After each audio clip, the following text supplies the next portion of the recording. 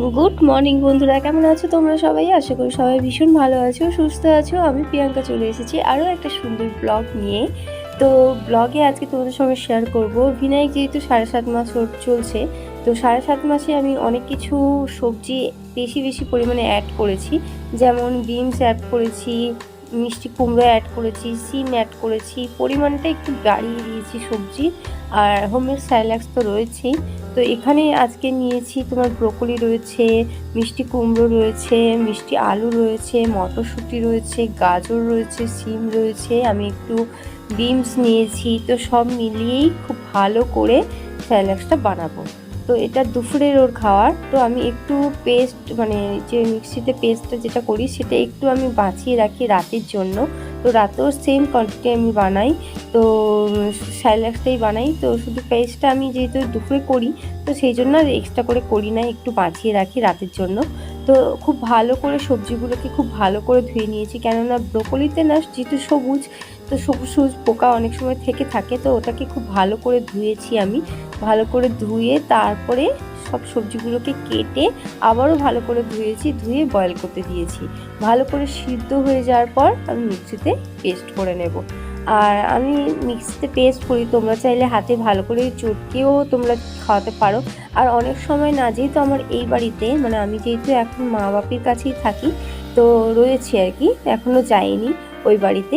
তো ওই বাড়িতে গেলে আমার ছোট ছোট কুকার অনেকগুলোই রয়েছে, তো সেই জন্য আমি এই বাড়িতে যেহেতু কুকার ছোট নেই আর এক্সট্রা করে কিনিনি।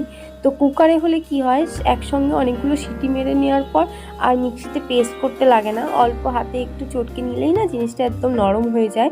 তো বাচ্চা খেতেও সুবিধা হয়। এখানে যেহেতু কুকার নেই, তো সেই জন্য মিক্সিতে এই মুহূর্তে পেস্ট করছি। তো না হলে যেহেতু বাচ্চা আস্তে আস্তে বড় হচ্ছে, পেস্টের দরকার পড়ে না, তো হাতে মানে চটকে নিলেই সে জিনিসটা খেতে পারবে খুব ভালোভাবেই। তো যাই হোক, এখন মিক্সিতে আমি খুব ভালো করে পেস্ট করে নিয়েছি, দেখতেই পাচ্ছ খুব ঘনভাবে পেস্ট করে নিয়েছি।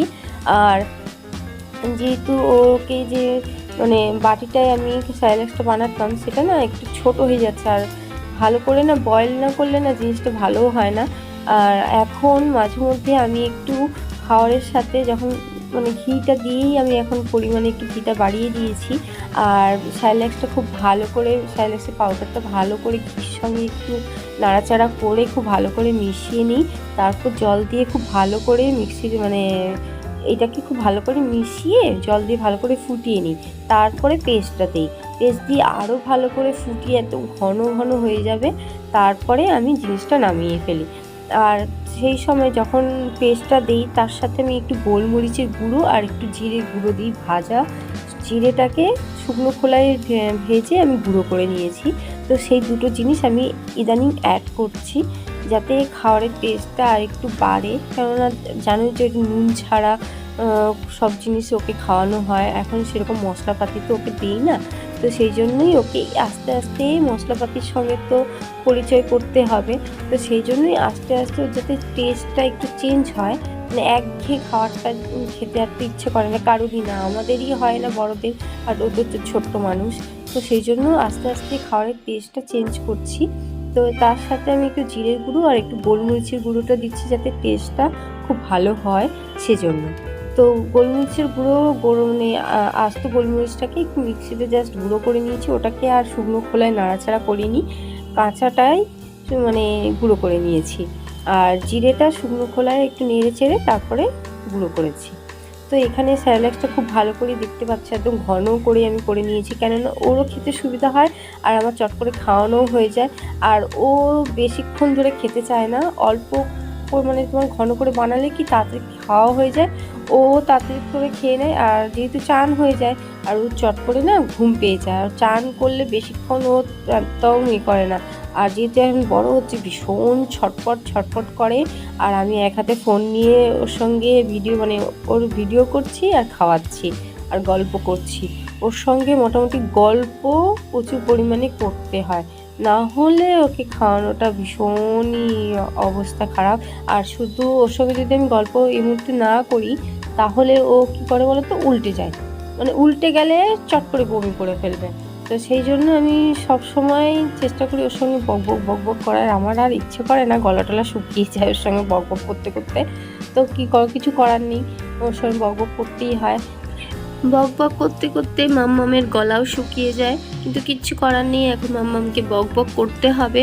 আর বক বক করার পর তাড়াতাড়ি করে খাইয়ে আমি ওকে জামা কাপড় চেঞ্জ করিয়ে ওকে দিদুনের কাছে দিয়ে আসি। দিদুনের কাছে কিছুক্ষণ থাকে, ওখানে কোলে থাকতে থাকতে ও কিছুক্ষণ ঘুমিয়েও পড়ে।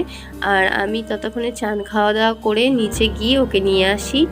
আর নিয়ে এসে আবার ওকে নিয়ে একটু, এখন ইদানিং না ওকে একটুখানি করে আমি একটু ফলের জুস দিচ্ছি। ফল বলতে বেদানাটাই এই মুহূর্তে খাওয়াচ্ছি। তো ওকে একটু খাওয়াচ্ছি বেদানার জুস করে। আর দেখছি যে ও জিনিসটা একটু খাচ্ছে আর ওর ভালোও লাগছে। তো এই 2-3 দিন হচ্ছে খাওয়াচ্ছি বেদানার জুস, আর ওর ভালো লাগে খেতে। তো যাই হোক, ওই খাওয়ানোর পর আমি ওকে নিয়ে নিজে একটু রেস্ট নিই, আর ওকেও ঘুম পাড়িয়ে আমি যাতে একটু শুতে পারি তাই জন্যই ওকে আবার ঘুম পাড়িয়ে দিই ভালোভাবে। তো ঘুম পাড়ানোর পর একটু সন্ধেবেলা উঠে একটু টুকটাক ও একটু খায়, ওই তোমার ইদানিং একটু দিচ্ছে আর কি। কেননা যখনই আমরা কিছু খাই না ও সেটাই খেতে চায়, তো সবসময় তো সব জিনিসটা দেওয়া যায় না। তো সেই জন্য ওকে আমি একটু ওটসের সাথে একটুখানি অ্যাপেল একটু সিদ্ধ করে একটু অল্প করে খাওয়াই, কেন বেশি খেতে চায় না ইদানিং। অ্যাপেলটা যেহেতু কন্টিনিউ খাচ্ছে বলে ও এখন বেশি খেতে চায় না। আর সবসময় ভালো নিষ্পাতি না এই মুহূর্তে এইখানে পাওয়া যায় না। আর আমি সবেদাটা এই মুহূর্তে আমি খাওয়াচ্ছি না, সবেদাটা খাওয়ানোটা খুব ভালো নাকি শুনেছি, কিন্তু এই মুহূর্তে আমি খাওয়াচ্ছি না। ভালো সবেদাটা পাওয়া যাচ্ছে না। আর যেগুলো পাচ্ছি সেগুলো শক্ত শক্ত, ঠিক আমার পছন্দের মতো পাচ্ছি না। তো সেই জন্য এই মুহূর্তে খাচ্ছি না, ওকে খাওয়াচ্ছি না। আর আমি ওই বাড়িতে যাই, ওই বাড়িতে কি বলতো, ওই বাড়িতে গেলে না অনেক কিছু সুবিধা আছে, যেমন পাশাপাশি মল টল আছে, তো অনেক কিছু পাওয়া যায়, ভালো ভালো ফল টল। তো ওই বাড়িতে গেলে তখন টুকটাক ফল আমি ওকে খাওয়ানোর চেষ্টা করব।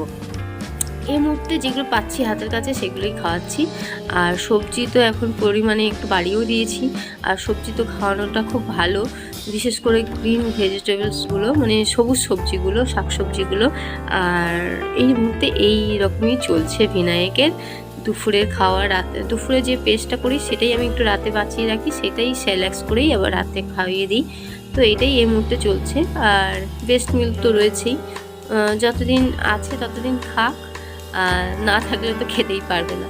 তো এই মুহূর্তে আমি বাইরের দুধটা খাওয়াচ্ছি না, এই হোমের সেরেল্যাক্স আর অ্যাপেল সিদ্ধ আর ব্রেস্ট মিল্ক।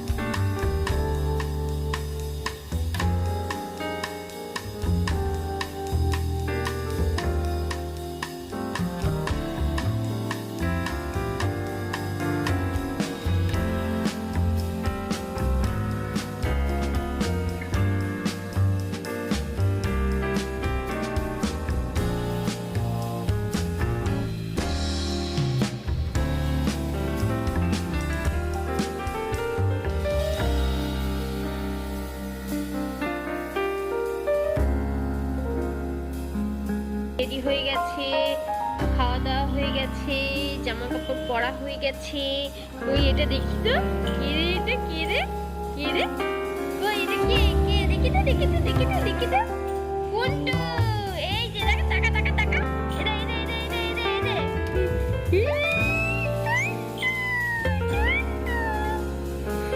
দেখি দেখি দেখি দেখি দেখি, আরেকবার দেখি, আরেকবার দেখি, দেখি দেখি দেখি দেখি দেখি, এরে এরে এরে এরে, ক্যামেরা দেখি।